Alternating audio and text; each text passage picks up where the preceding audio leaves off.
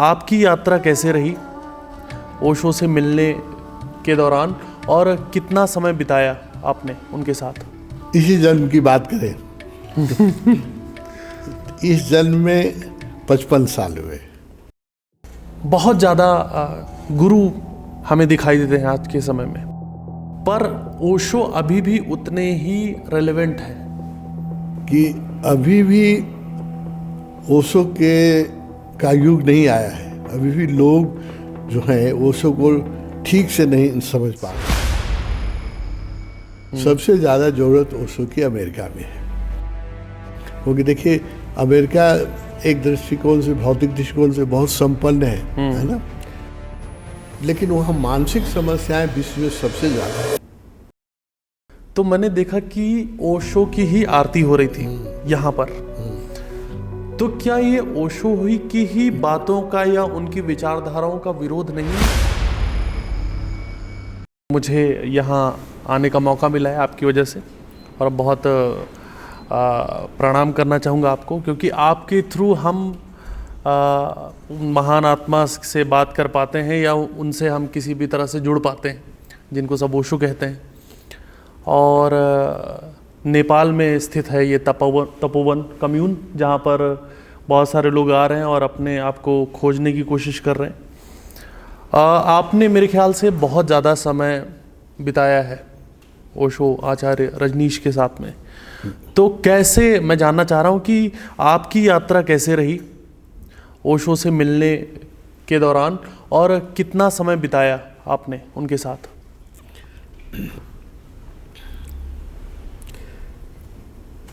इसी जन्म की बात करें इस जन्म में 55 साल हुए। 55 साल के साथ वर्षों से उनके साथ जीने का मौका मिल रहा है मुझे। अच्छा, आपने लगभग 55 जो है साल बिताया उनके साथ जी। तो बहुत ज़्यादा लंबा टाइम है। तो क्या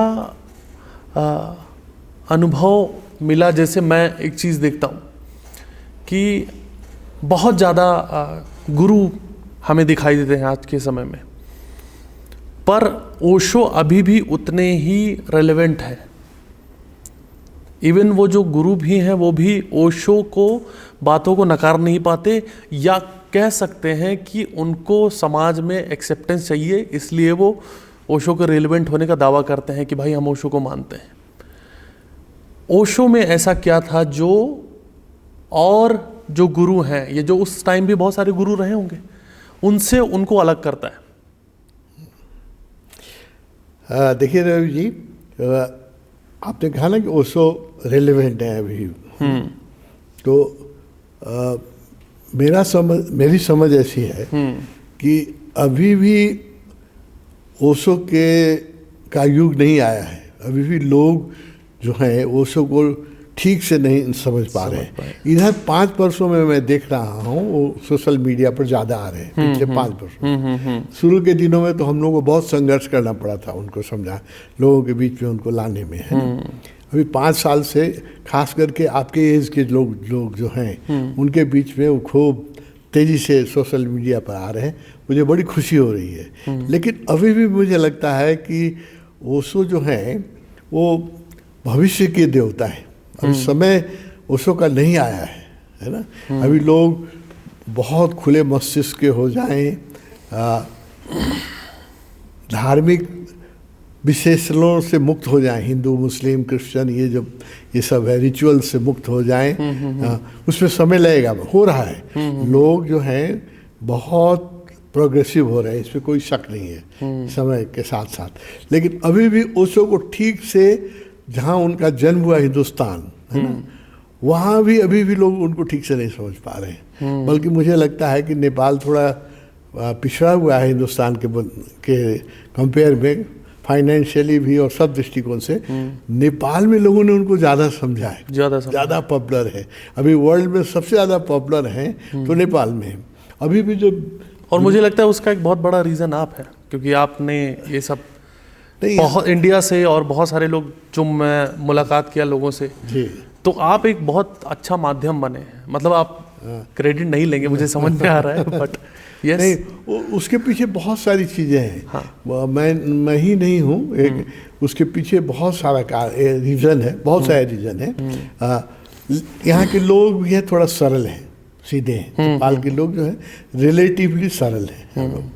और दूसरा है कि गुरु भक्ति के प्रति एक हम लोग की संस्कृति रही है, गुरुओं के प्रति, है ना। वो तो हिंदुस्तान में भी है, हिंदुस्तान में भी बहुत ज़्यादा है। थोड़ा आप कह सकते हैं कि हम लोगों ने यहाँ काम मेहनत ज़्यादा किया है। इतना मेहनत कोई हिंदुस्तान में नहीं कर रहा है जितना मेहनत नेपालियों ने किया है। नेपाल में देखिए, छोटे से देश में 115 आश्रम हैं, छोटे बड़े, है ना, छोटा सा देश है। तो उस हिसाब से तो इंडिया में बहुत ज़्यादा होना चाहिए था। तो रिलेटिवली यहाँ काम बहुत हुआ है ओशो का, इसमें कोई शक नहीं है। और उसके पीछे बहुत लोगों का देन है। एक पृष्ठभूमि यहाँ, जैसे यहाँ 2-3 इनलाइटेंड व्यक्ति हुए, शिवपुरी बाबा हुए हैं, है ना, रहे नेपाल में, खप्तर बाबा हुए हैं। तो इन लोगों ने ना एक बैकग्राउंड बना दिया था, फर्टाइल लैंड तैयार कर दिया था जिस पर ओशो पनप सकते हैं। तो वो सब कारण हुआ है। मेरा भी ओशो से प्रेम है, मैं मुझसे जितना बन पड़ा है मैं कर ही रहा हूँ अभी भी, लेकिन उसके पीछे बहुत सारे अदर फैक्टर्स हैं, एग्जिस्टेंशियल फैक्टर है जो मुझे मदद कर रही है। इसलिए अभी ओशो नेपाल में जितने पॉपुलर हैं उतना विश्व में कहीं नहीं है। और ज़रूरत जितनी ओशो की अमेरिका को है या यूरोप को है ना, वहाँ अभी तक भी कई तरह की कुंठाएं हैं, कई तरह की लोगों के मन में धार्मिक पूर्वाग्रह है। इसके कारण ओशो की बात अभी नहीं लोग समझ पा रहे हैं। मुझे पीड़ा होती है कि ओशो तो हैं, अभी पश्चिमी जगत की जो समस्याएं हैं उसके समाधान है ओशो। पर मैं इसमें माफ़ी चाहूँगा। हाँ, कहिए। मेरा एक ये है कि क्या भारत से ज़्यादा आपको वेस्ट लगता है कि वहाँ ज़्यादा ज़रूरत हो ओशो की? हाँ, ओशो की ज़्यादा ज़रूरत सबसे ज़्यादा, इसलिए अब ओशो अमेरिका गए थे। सबसे ज़्यादा ज़रूरत ओशो की अमेरिका में है, क्योंकि देखिए अमेरिका एक दृष्टिकोण से, भौतिक दृष्टिकोण से बहुत संपन्न है ना। तो लेकिन वहाँ मानसिक समस्याएं विश्व में सबसे ज़्यादा है। हर 6 बच्चों में एक व्यक्ति जो है, एक बच्चा जो है टीनेजर है, वो डिस्टर्ब है, इतना ज़्यादा डिस्टर्ब है कि स्कूल में जाके अपने टीचर पर गोली चला देता है। वो जो बहुत घटनाएं हुई हैं, मास फायरिंग हो रही है, उस साल में मतलब 365 से ज़्यादा पर ईयर हो रहे हैं। सब तो रिपोर्ट नहीं आता है, हमने पढ़ा है। तो हर साल करीब 350-360 हो रहा है। सोचिए, स्कूल में बच्चे जा कर के अपने टीचर को मार देते हैं, अपने मित्रों को मार देते हैं। और इतनी संपन्नता के बाद भी बहुत बड़ी संख्या अभी वहाँ फुटपाथ पर सोती है ना। तो कुछ चीज़ें हैं जो समतुल नहीं हो पाई है। और दूसरी बात देखिए, अमेरिका सबसे शक्तिशाली है।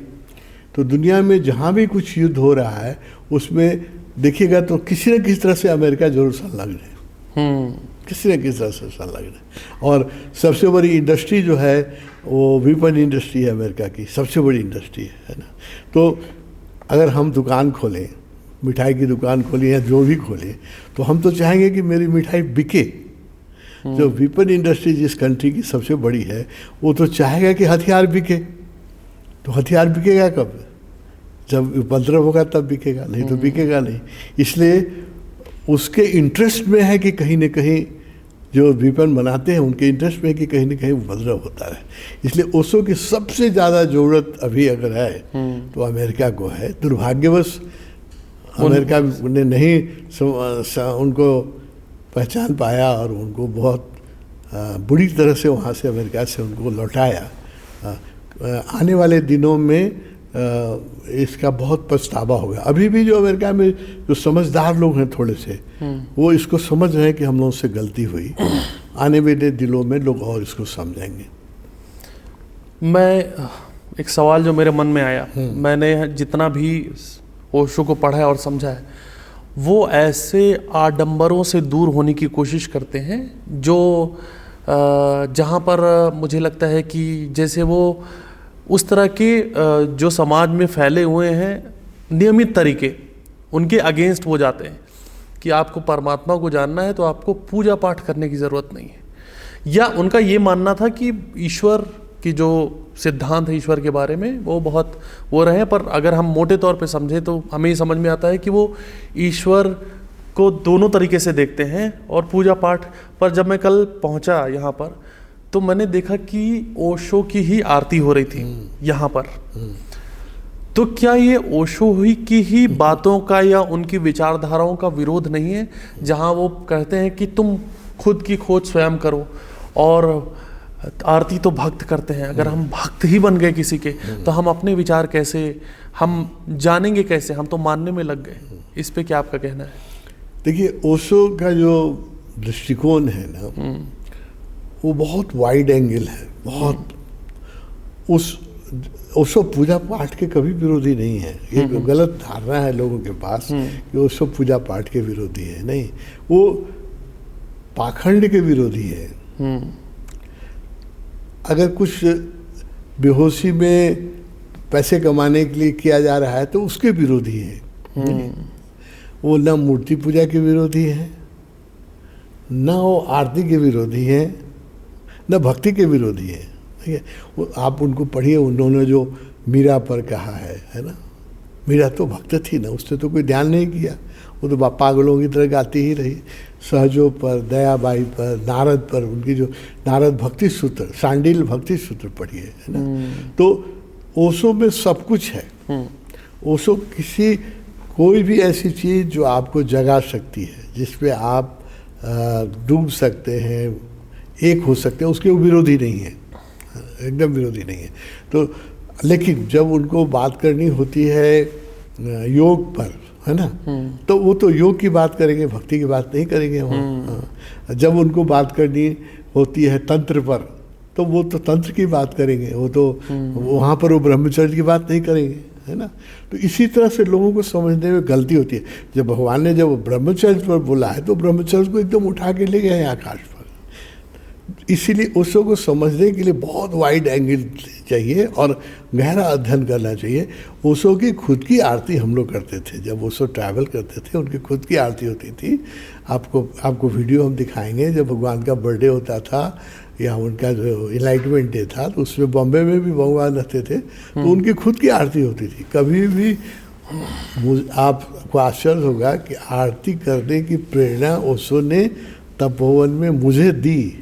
जब मैं रजनीशपुरम गया, लोगों को आश्चर्य होगा, हम पहले आरती नहीं करते थे, हम ध्यान करते थे जैसे लोग करते। जब मैं रजनीशपुरम गया तो वहाँ से चलते से भगवान ने मुझे, सबको कुछ गिफ्ट देते थे, तो बड़ी अच्छी अच्छी गिफ्ट देते थे। किसी को घड़ी, उनके पास घड़ी बहुत आती थी, महंगी महंगी घड़ी देते थे। पेन आता था तो बांटते थे उसको। तो मुझे भी गिफ्ट मिला, तो मैं भी एक्सपेक्ट कर रहा था कि कोई घड़ी होगी, कुछ पेन होगा, कुछ महंगी चीज़ होगी। तो मुझे एक दिया गया चांदी का, है ना, और उसमें डिब्बे में एक बाती भी थी, घी की बाती भी थी, और उसके साथ साथ रजनीशपुरम का एक लाइटर भी था। क्या बात है ना। तो थोड़ा तो मेरा एक्सपेक्टेशन के, मेरे मित्र को 10 लाख की घड़ी आ गई थी, जो मेरे रूम में वहाँ रह रहे थे। तो उनको एक दिन पहले आई थी, तो मेरे भी एक्सपेक्टेशन जो थे वो कुछ बड़े हाई थे। मेरे समझ में नहीं आया कि मुझे ये दिया और बत्ती और सिगरेट में पीता नहीं, का है लाइटर दे रहे हैं। समझने में कुछ टाइम लगा, मुझे समझने में कुछ टाइम लगा। वो संकेत ये था कि ये नेपाल की जो पृष्ठभूमि है, सीधे साधे लोग हैं, हिंदू राष्ट्र रहा है बहुत सालों तक। यहाँ आपको काम करना है तो उसी स्टाइल में करना पड़ेगा जो स्टाइल यहाँ की संस्कृति से मैच करती है ना। तो हम धीरे धीरे हमको समझ में आया, और यहाँ भगवान ने हमको गाइड किया, तो हमने आरती शुरू की। बहुत थोड़ा बाद में समझ में आया, आरती शुरू की। तो अब देखिए, जैसे हमारा कम्यून है गांव-गांव में, नेपाल के गांव-गांव में, तो लोगों की धारणा क्या रही थी पहले कि ओशो सेक्स गुरु हैं, ये लोग नंगे नाचेंगे। तो थोड़ा लोगों के मन में थोड़ा संकोच था।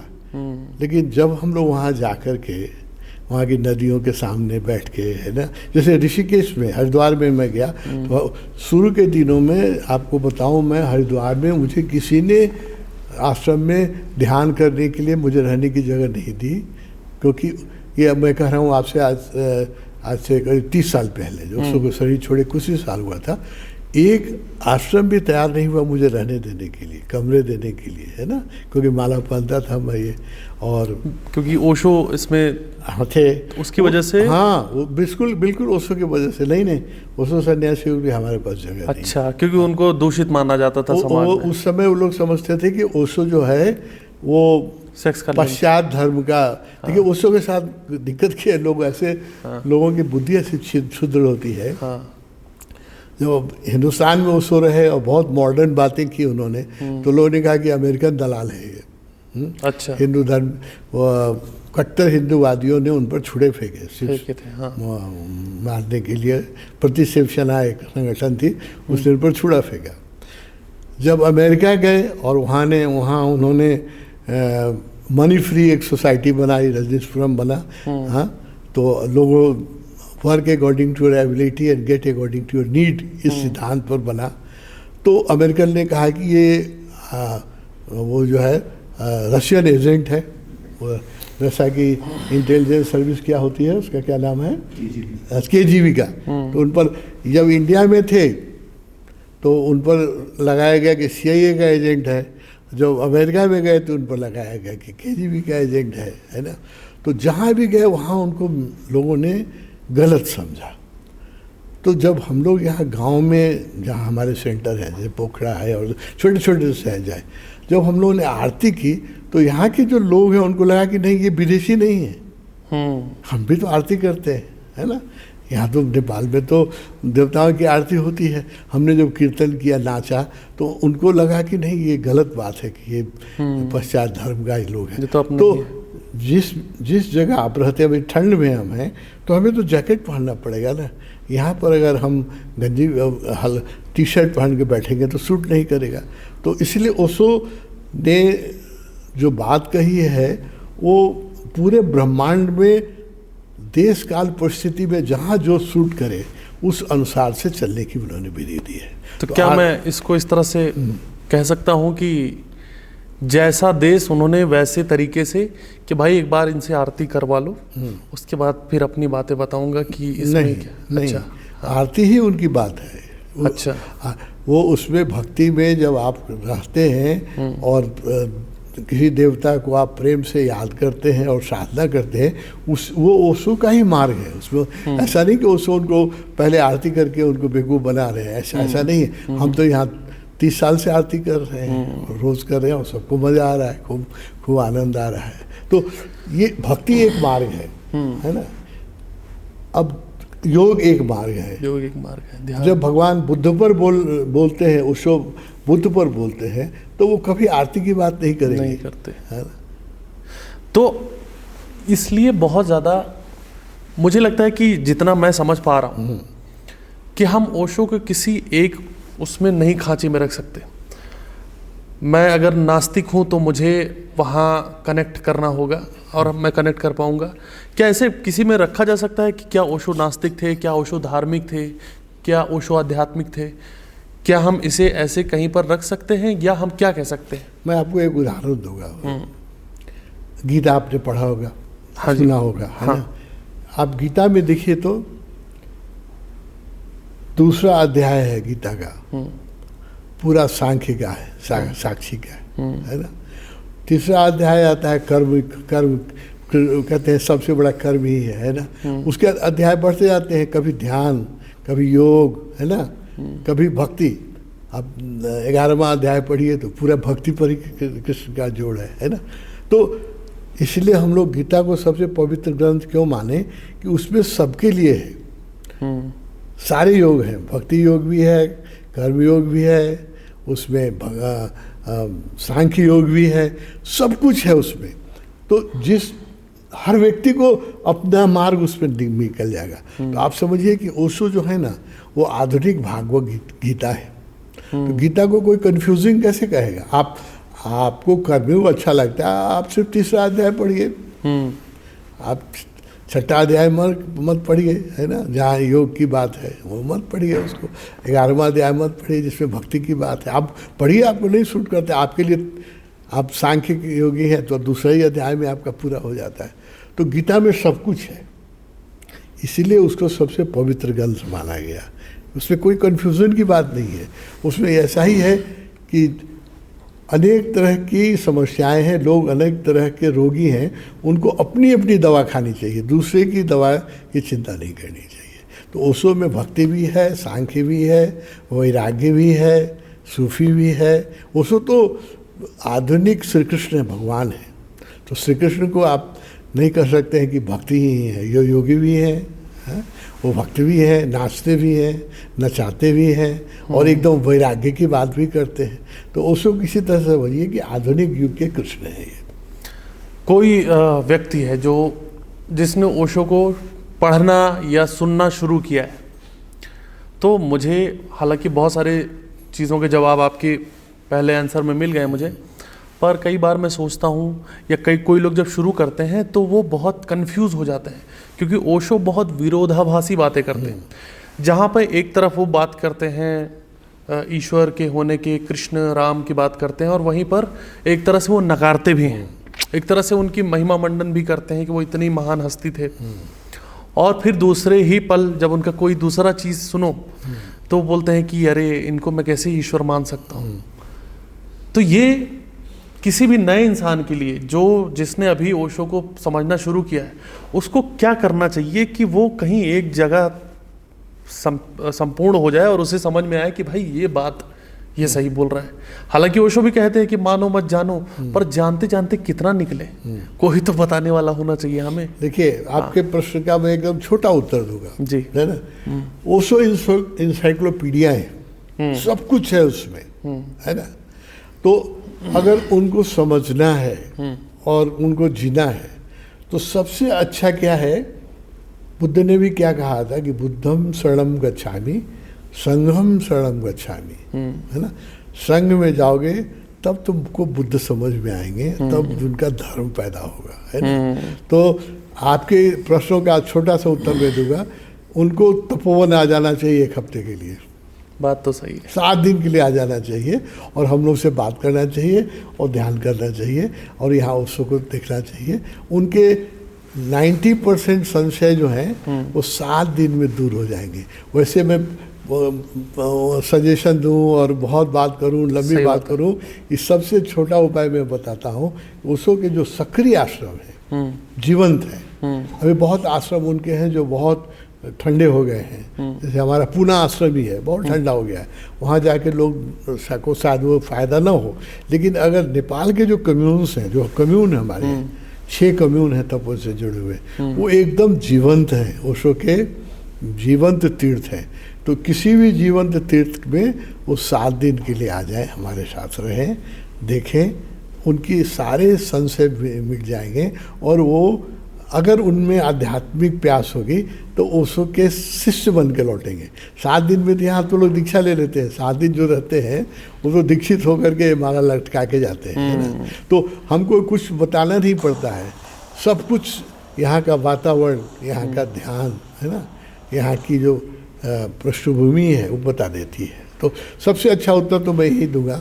देखिए, आपको बहुत अच्छा बात है कि आप स्विमिंग बहुत अच्छा सीखना चाहते हैं, तो अब स्विमिंग पर आप भाषण सुनते रहिए जिंदगी भर, या किताब पढ़ते रहिए स्विमिंग पर, बराबर। हाँ, आप एक स्विमर के साथ आपको नदी में उतारना होगा। एक स्विमर तो वो कॉन्फिडेंस देगा, वो आपको विश्वास देगा कि तुम डूबोगे नहीं। तैरना आप ही को है, करना आप ही है। लेकिन वो एक, जैसे गाड़ी ड्राइव करना है तो हम लोग भी सीखे, तो एक ड्राइवर को बगल में रखे, जो ड्राइविंग जानते थे मित्र, उनके बगल में बैठे रहे ना, तो अब चलना सीखे। अब अगर हम ड्राइविंग पर PhD भी कर लें और बिना ड्राइवर के गाड़ी चलाना नहीं सीख सकते। तो मैं कहता हूँ कि अगर आपको जीवंत धर्म को समझना है तो किसी जीवंत आश्रम में आकर के 7 दिन रहिए, आपके सारे संशय मिट जाएंगे। मैं ऐसे अंतिम सवाल की तरफ जाना चाहूँगा। मैं एक स्टैंड अप कॉमेडियन हूँ जी, मैं स्टैंड अप कॉमेडी करता हूँ और मेरा जो पहला जुड़ाव हुआ ओशो के साथ में वो ह्यूमर से कनेक्ट हुआ।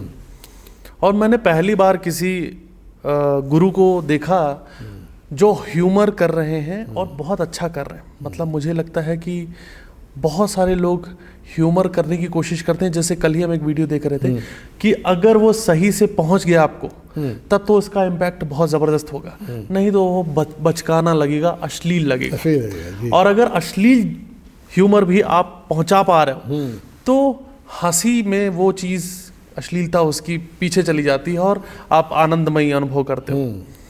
ओशो का जो जोक्स को लेके पर्सपेक्टिव है, ये मैं पहली बार देखता हूँ, मैं बहुत प्रभावित होता हूँ और जोक्स के थ्रू वो इतनी सारी बात कह जाते हैं। और मैंने सुना है कि एक डिपार्टमेंट भी था जोक का। तो ये सब बताने के बाद मैं पहले ही बता रहा हूँ कि जो भी स्टैंड अप कॉमेडियन इस टाइम इंडिया में है, ओशो अगर इस टाइम होते सबके जो है ऐसी तैसी कर देनी थी अगर वो स्टैंड अप कॉमेडी में आ जाते हैं, क्योंकि उनसे वो बहुत ही सिंपल जोक्स हैं बट उनको सस्पेंस क्रिएट करना आता है, जो उनके तरीके हैं। और jokes is all about suspense कि आगे क्या होगा, आगे क्या होगा। और तुमने एक बात बोली और लोग हंसने लग गए। ये कितनी ये तो एक जादू है। और ओशो जादूगर थे उस चीज़ के। तो ओशो का मैंने सुना है, मुझे यहाँ के पता चला कि ओशो का कोई जोक्स का एक डिपार्टमेंट था, कोई एक क्या था उस बारे में जानना चाहता हूँ। नहीं, डिपार्टमेंट ऐसा डिपार्टमेंट नहीं था। अच्छा। उन्होंने मेडिटेशन खड़ा किए थे, लाफिंग मेडिटेशन। हाँ। पहली बार। अच्छा। हंसने को उन्होंने ध्यान बनाया, लाफ्टर मेडिटेशन थे, लाफ्टर रूम थे जिसमें जाके लोग हंसते थे। यहाँ भी हम लोग कोशिश कर रहे हैं। तो और उनके प्रवचन में 15 से 20 मिनट के अंदर अंदर एक जोक आ जाता था, स्पॉन्टेनियस। लोग जग जाते थे, लोग एकदम फ्रेश हो जाते थे। हाँ। क्योंकि जो आध्यात्मिक बातें हैं ना, आप देखिएगा, चर्च में भी मैंने देखा है और मंदिरों में भी देखा है, जब आचार्य लोग लंबे लंबे भाषण देने लगते हैं तो पीछे लोग सो जाते हैं या इधर उधर देखते रहते हैं। हाँ। है ना। तो जब बीच में ताली बजाने की बात होती है तो ताली बजा देते हैं, लेकिन उनका ध्यान वहाँ नहीं रहता है। तो ओशो ने हर 15 मिनट पर 20 मिनट पर हम लोगों को जागरूक किया, जगाया, है ना। लोग जाग जाते थे। और पहली बार ओशो ने बहुत कुछ पहली बार किया है, इसलिए मिसअंडरस्टूड हुए ओशो। जोक्स कोई गुरु नहीं करते थे। भागवत गीता पर बोल रहे हैं और 15-15 मिनट पर जोक कर रहे हैं, है ना। किसी भी उपनिषद पर बोल रहे हैं और हर 10 मिनट पर जोक कर रहे हैं। तो ये तो पछता ही नहीं था लोगों, सुनने वाले को बहुत बुरा लगता था, है ना। जीसस पर उन्होंने जीसस की सरमन ऑन द माउंट्स की उन पर बोला और हर 15 मिनट पर एक जोक करते थे। तो लोगों को ठेस लगता था। लोग सोचते थे कुछ सीरियस बातें सुनने आए। तो ओशो ने प्रवचन में हास्य को जोड़ा है, नृत्य को जोड़ा है, ध्यान में उन्होंने प्रेम को जोड़ा है। ये बहुत बड़ी क्रांति है, छोटी क्रांति मत समझिए रवि जी इसको। ध्यानी व्यक्ति गर्लफ्रेंड लेके चले, सोच सकते हैं दुनिया में, पत्नी के साथ भी मंदिरों में लोग नहीं, मतलब जो योगी थे उनको विवाह भी नहीं करना था, अकेले रहते थे। पत्नी भी अगर उनके साथ है तो समझा जाता था कि सेकंड क्लास के जोगी हैं, ये फर्स्ट क्लास के जोगी ने, ब्रह्मचारी नहीं है। तो पत्नी की बात छोड़ दी, हमारे सन्यासी तो गर्लफ्रेंड लेके घूमते हैं और वो एक्सेप्टेड है। तो ओशो ने जो किया है वो इतना बड़ा विद्रोह है ना। नृत्य को जोड़ा है, हंसने को जोड़ा है, लाफ्टर को मेडिटेशन बनाया है ना। तो इसीलिए ओशो को अंडरस्टैंड करने के लिए बड़ा खुला मस्तिष्क चाहिए और मिसअंडरस्टैंड करने के लिए कुछ नहीं चाहिए। जो जितना गधा होगा उतना जल्दी मिसअंडरस्टैंड करेगा ओशो को, और जो जितना इंटेलिजेंट होगा वो उतना ही जल्दी उनको अंडरस्टैंड कर लेगा। ये सब वैसे मेरा अंतिम सवाल था, पर एक सवाल और आगे मेरे दिमाग में कि बाहर जो समाज में धारणा है, जिन्होंने ओशो को पढ़ा नहीं है, थोड़ा भी समझने की कोशिश नहीं की, तो उनके दिमाग में ये है कि वहाँ खूब सेक्स हो रहा है, खूब सेक्स हो रहा है या मज़े लूटे जा रहे हैं, है ना, ये सब चीज़ें। तो ये ऐसे भी लोग होते होंगे जो आते होंगे, या जो काम करके थोड़ा सा उनको लगता है कि चलो चिल करके आते हैं और वहाँ खाना पानी का इंतज़ाम हो जाएगा और सन्यासी की भेष में अपना काम कर लेंगे।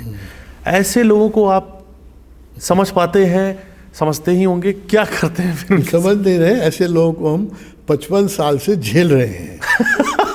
समझ नहीं रहे, लोग तो ऐसे आते ही रहे हैं ना, आज भी आते हैं, आते हैं गेट फिर से पूछते हैं कि अच्छा वो कमरा किधर है जहाँ संभोग से समाधि होती है ना, आज भी आते हैं, आज भी आते हैं। तो वो उनको बोलते होंगे समाधि हो गई, संभोग कहाँ है? हाँ तो ये पहली बात तो ये समझिए कि ओशो ने जो ये क्रांति की है, अब उनकी जितनी प्रशंसा की, एक ही शब्द के लिए मैं कहता हूँ, उन्होंने जो ध्यान के साथ प्रेम को जोड़ दिया है ना? वो कहते हैं, वो ओशो ने ऐसा कहा कि बिना प्रेम का जो ध्यान होगा वो सूखा हो जाएगा, ड्राई हो जाएगा। उसमें तरह तरह की कुंठाएं, लोग अहंकारी हो जाएंगे, क्रोधी हो जाएंगे। ध्यानी लोग हो जाते हैं। आप जरा बड़े बड़े महात्माओं का प्रवचन सुनिए ना, चेहरे पर ही गुस्सा रहता है, बहुत ज़्यादा। थोड़ा सा भी आप उनको इधर कीजिए तो भभक के आ जाता है। क्यों? क्योंकि उनके जीवन में प्रेम का अभाव है ना। तो भगवान ओशो की जो सबसे बड़ी क्रांति है, मैं कहता हूँ, और लोग तो कहते हैं ना उन्होंने जोरवादी बुद्धा किया, ये किया, वो किया, बहुत काम किया है। मेरे दृष्टि में सबसे बड़ा जो उनका विद्रोह है और सबसे बड़ा जो परिवर्तन उसने लाया है, वो लाया है कि ध्यान के साथ प्रेम को जोड़ दिया है। और उन्होंने कहा कि प्रेम बिना ध्यान के जो प्रेम होगा वो उच्छृंखल होगा, उसमें वो गरिमा नहीं होगी, है ना। और बिना प्रेम का जो ध्यान होगा वो ड्राई होगा, सूखा होगा, है ना। हो सकता है वो लोग बहुत बड़े ध्यानी बन जाएं, बहुत बड़े वो मेंटल पावर भी गेन कर लें, लेकिन वो क्रोधी होंगे और उनके चेहरे पर मुस्कान नहीं रहेगी, अहंकार रहेगी।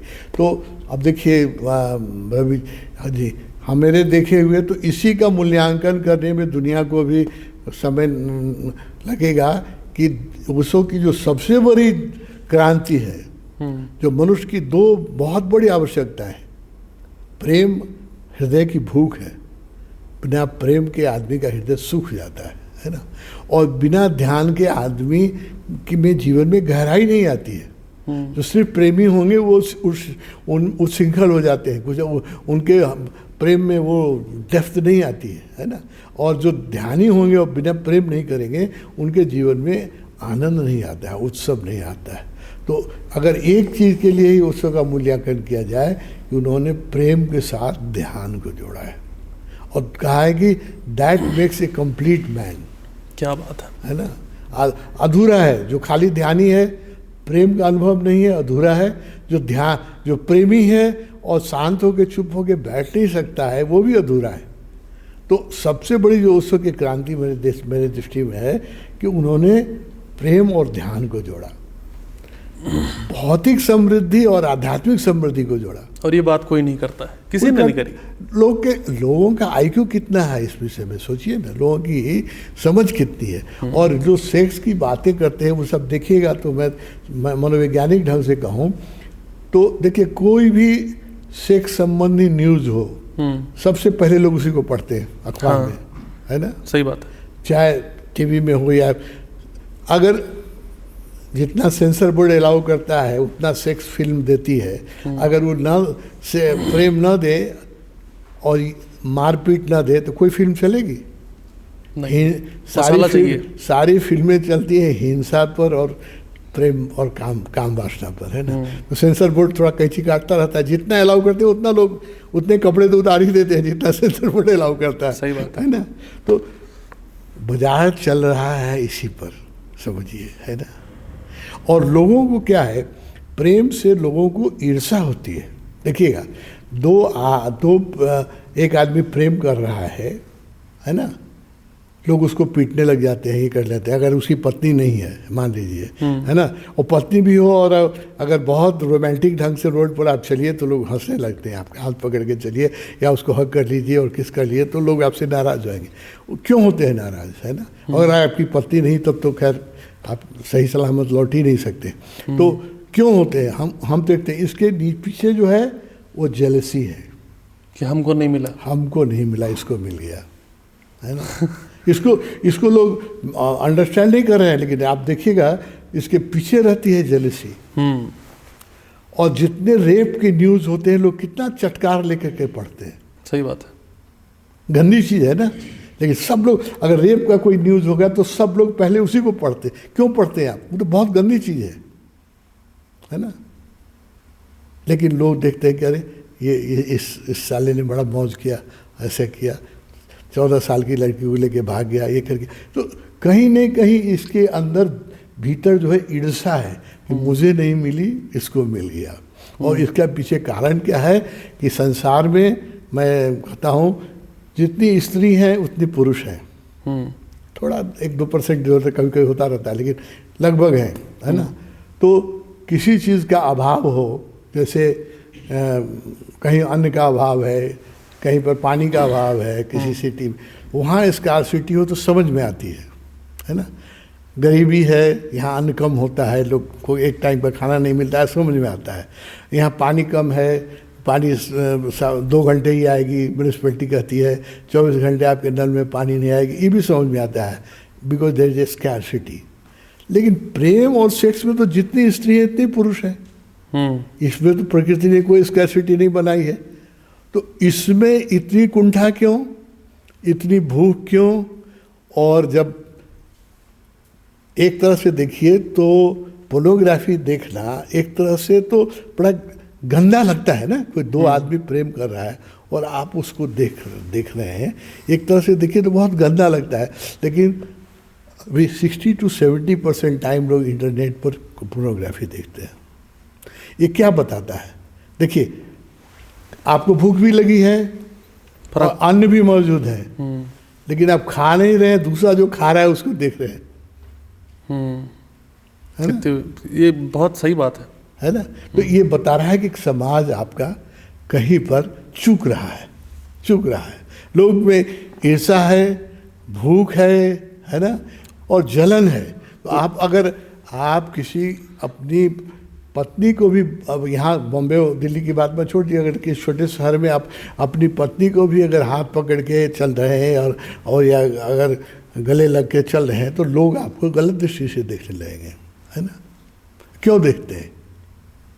ओशो ने कहा है कि ज़्यादा अन्न के चक्कर में, देखने के चक्कर मत पड़ो, खा लो। बेसिक अगर समझा जाए तो यही कहा उन्होंने। बढ़िया।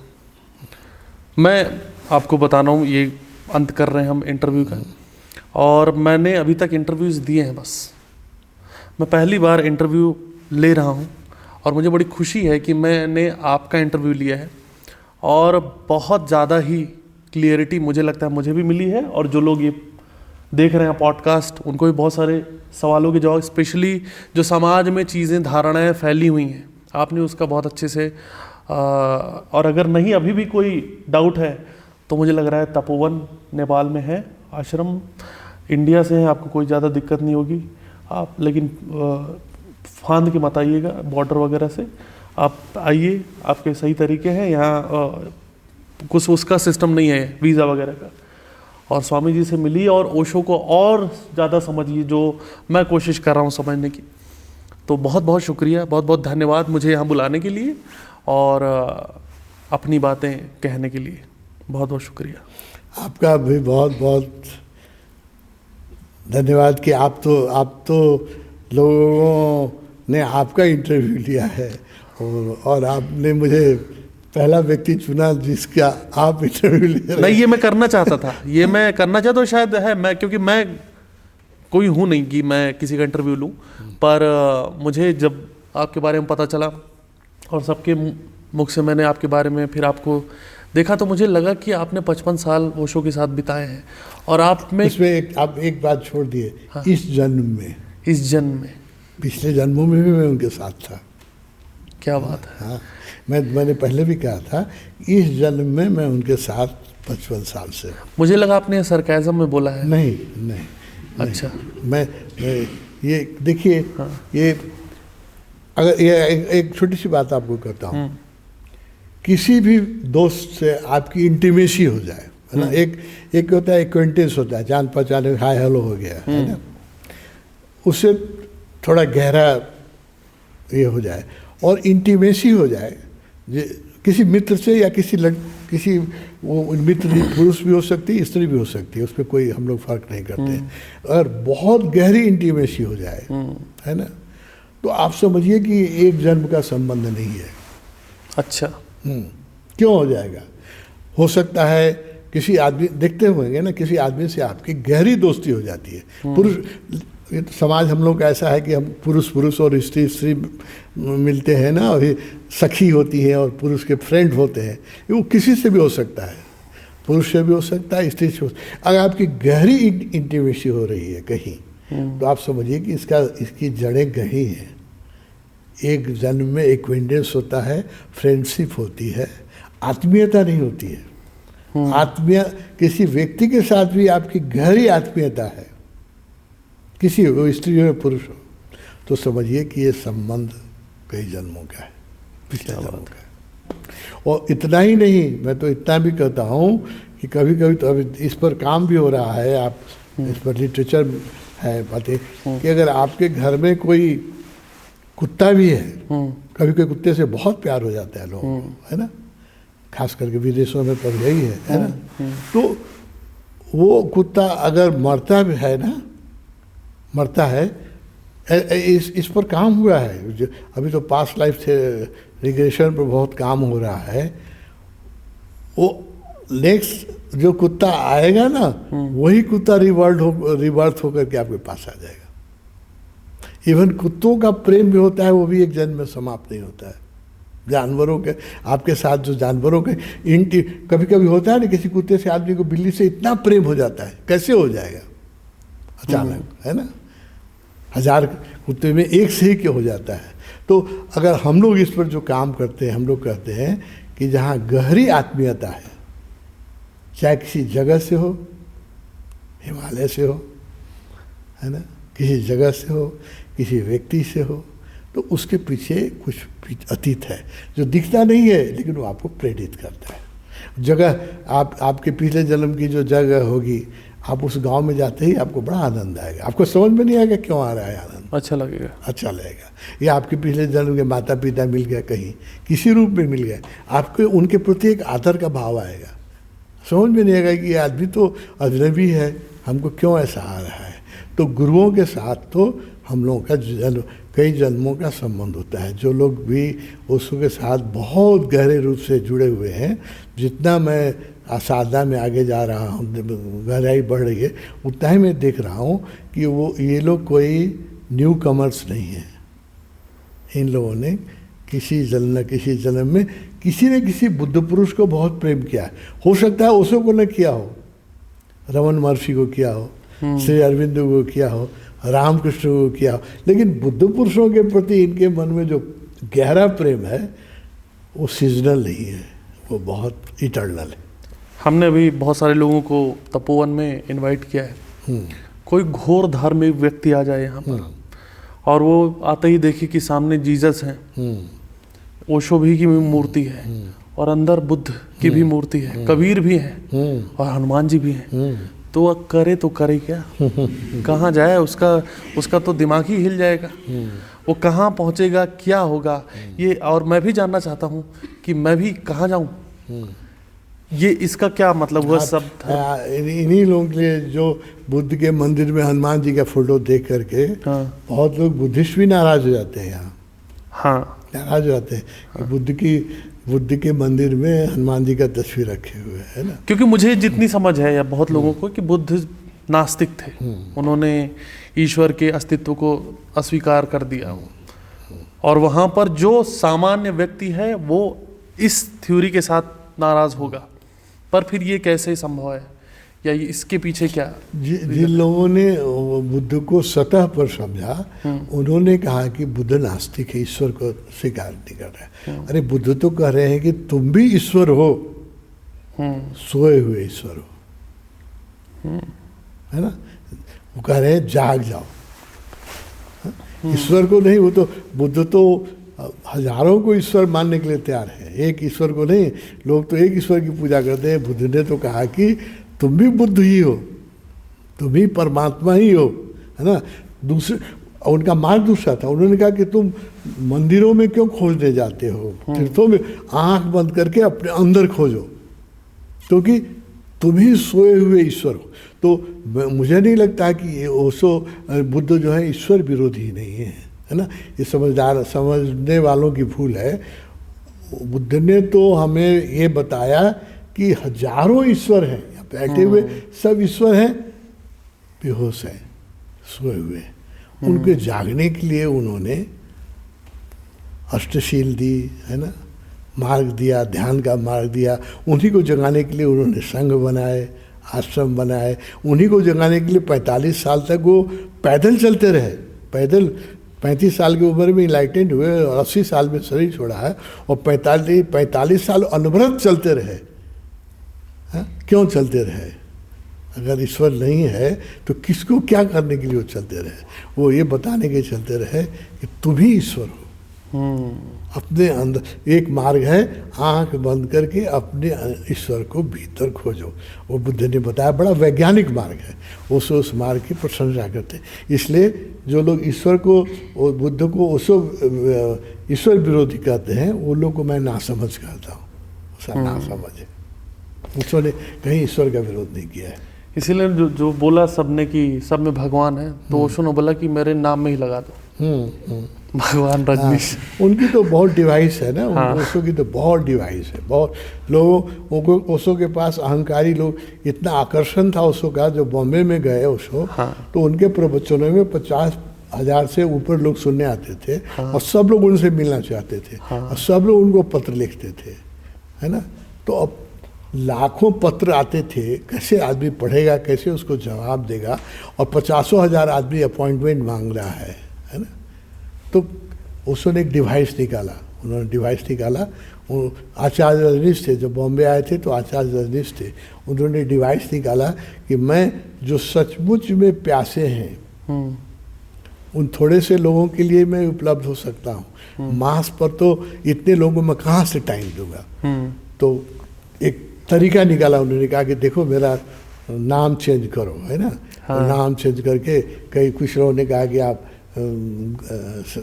सदगुरु और रजनीश रख लीजिए। किसी ने कहा कि 108 रजनीश रख लीजिए। तरह तरह के नाम के लोग एक सजेशन आया, भगवान रजनीश। उन्होंने कहा नहीं, ये ठीक है, इससे अहंकारियों को चोट लगेगी। और सचमुच हुआ। उन्होंने जो अपने को भगवान घोषित किया, हमारे वाइस चांसलर जो इस यूनिवर्सिटी में पढ़ता था, वो भी ओशो के भक्त थे। वो हमको ओशो समझाते थे, मेरे वीसी जो थे। जिस दिन भगवान ने अपने को आचार्य रजनीश से भगवान रजनीश हो गए, वो बोले देखो अरुण, हम गलत आदमी के पीछे लगे हुए थे, तो बड़ा अहंकारी था। एक्चुअली अहंकारी वो थे, वीसी साहब थे। उनके अहंकार को चोट लगी। कह रहे हैं कि ये आदमी तो बड़ा अहंकारी था, हमने लोग तो बेकार में इसके पीछे लगे हुए थे, तुम भी इनको छोड़ दो।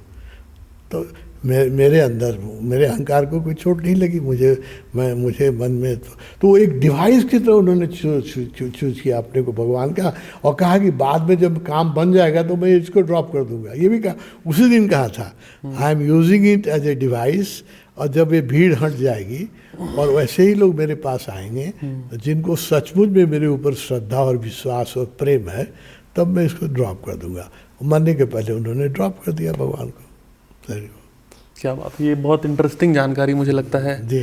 क्योंकि इससे बहुत जो है कंसेप्ट है कि यार भगवान के क्यों यूज़ किया। अपने को भगवान कहा, लोग कहते हैं अपने को भगवान कहा, और फिर क्यों नाम चेंज किया।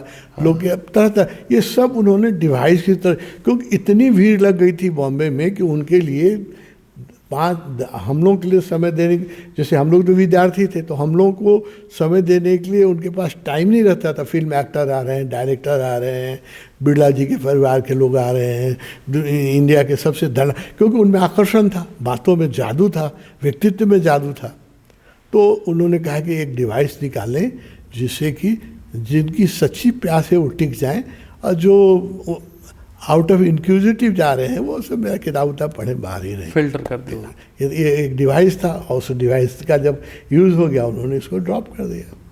बहुत बढ़िया। मुझे आई विश कि मैं और ज़्यादा बात कर सकता, पर मुझे लगता है समय और की कमी है। और हम ऐसे तो बातें करते रहेंगे, पर आपको मुझे लगता है कि फ्री में क्यों सारा ज्ञान दिया जाए। आप आओ यहाँ आश्रम और यहाँ मिलो और यहाँ सब चीज़ें आप समझो, ठीक है। मैं आपको बहुत बहुत धन्यवाद करना चाहूँगा, और मैं बहुत सौभाग्य आप तो दुनिया को हंसाते हैं, वाह, इससे ये भी बहुत बड़ी सेवा है, बहुत बड़ी सेवा है। तो ये कन्वर्सेशन अंत करने के पहले मैं आपको एक जोक्स कहना चाहूँगा। क्या बात है, बिल्कुल बिल्कुल, हाँ। स्कूल में मेरी भी आदत है इस तरह की जोक करने की, करता रहता था। हाँ। स्कूल में पढ़ता था, हाँ। तो साइंस का विद्यार्थी था, लेकिन मेरी हिंदी अच्छी थी। हाँ। हिंदी में ज़्यादा मार्क्स आता था, मैथ्स में कम आता था। विद्यार्थी तो साइंस का था। तो हिंदी के लिए मेरे जो शिक्षक थे, शिक्षक लोग उस समय बड़े कट्टर थे कि जो शुद्ध हिंदी होना चाहिए। एक समय फेज था, आप जानते होंगे ना। हाँ, हाँ। उसको अभी वो इंग्लिश का चल रहा है। हाँ, वो इंग्लिश का चल रहा है। वो इंग्लिश वो था कि लेटर बॉक्स नहीं कहना है, तो लेटर बॉक्स की हिंदी क्या बनी थी? पत्र घुसेटन।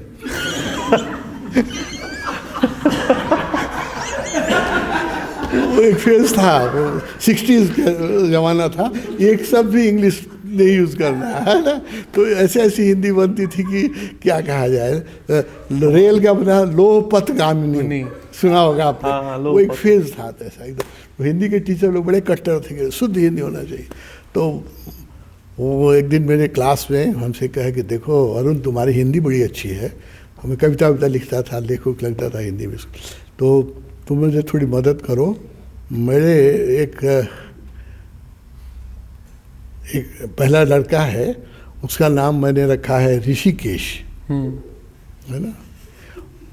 और दूसरा लड़का हुआ तो उसका नाम मैंने रखा गुड़ाकेश।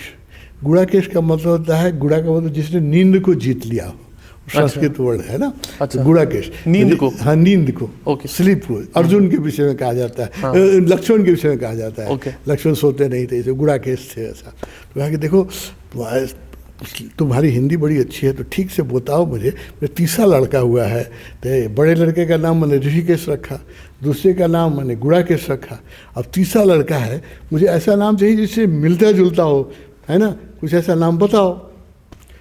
तो अब मेरी आदत थी आपके जैसे स्टैंडर्ड कॉमेडियन का, लेकिन मेरी भी आदत थी कि स्कूल में बहुत हंसता, मैजिक शो करता था, जादू करता था। तो जैसे उन्होंने कहा कि इसके मिलना चाहिए ऋषिकेश और गुड़ाकेश, और तीसरे लड़के का नाम तो इससे मिलता जुलता बुलाओ, मेरे से मुझे सर सूटकेस रख लिया।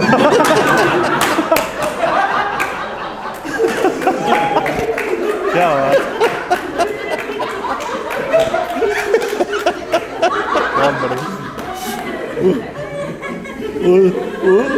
वो मेरे हिंदी के टीचर उस दिन के बाद से मेरे हिंदी के नंबर सब काट देते थे एग्जाम में। मुझे लगता है अब आप बहुत सही जगह पे हैं, जहाँ आपको इतनी सारी ऑडियंस मिल रही है और आपको कोई डांटने वाला नहीं है, यहाँ हंसने वाले लोग हैं। इन लोग से पूछिए ना, मैं जो करता रहता हूँ इनके साथ, बहुत इससे बढ़िया कुछ है ही नहीं। कोई भी मौका मिलता है मैं छोड़ता नहीं, और ये लोग भी मुझे नहीं छोड़ते हैं। मुझे लगता है जो भी जोक करता है वो एक लोभी व्यक्ति है, उसको एक लोभ है कि जब आप जोक करते हो और लोग हंसते हैं तो उससे एक एनर्जी हमको मिलती है, या आप तो बहुत ऊपर के पहुंच गए। नहीं, मैं हंसना और हंसाना अध्यात्म है, हंसना हंसाना। आप बहुत बड़ा आध्यात्मिक सेवा कर रहे हैं। एक जोक और मैं कहूँगा, सुनिए।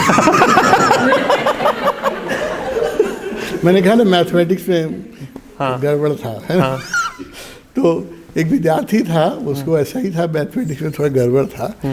एक 2 क्लास का लड़का था, तो उससे कहा गया कि बोलो 3 और 5 कितने होते हैं। तो वो क्या करता था, 3 4 5 जो उंगलियों पर जोड़ के बताता 8। टीचर ने देख लिया, 2 बार पूछा, अच्छा 3 और 2 कितने, तो उंगली पर ऐसे ऐसे गिन लेता था। टीचर कहा नहीं उंगली पर मत गिनो, तुम हाथ को पहले अपने पॉकेट में रखो, उंगली पर गिन के नहीं, तो हम तुम्हारी परीक्षा ले रहे हैं, तुम ठीक से बताओ कितने होते हैं। दोनों हाथ को पैंट के पॉकेट में रख लिया। उन्होंने कहा, और टीचर ने कहा कि अब बताओ 5 और 5 कितने होते हैं। वो तो उसकी आदत जो थी वो किया, अंदर अंदर अंदर गया, 11 होते हैं।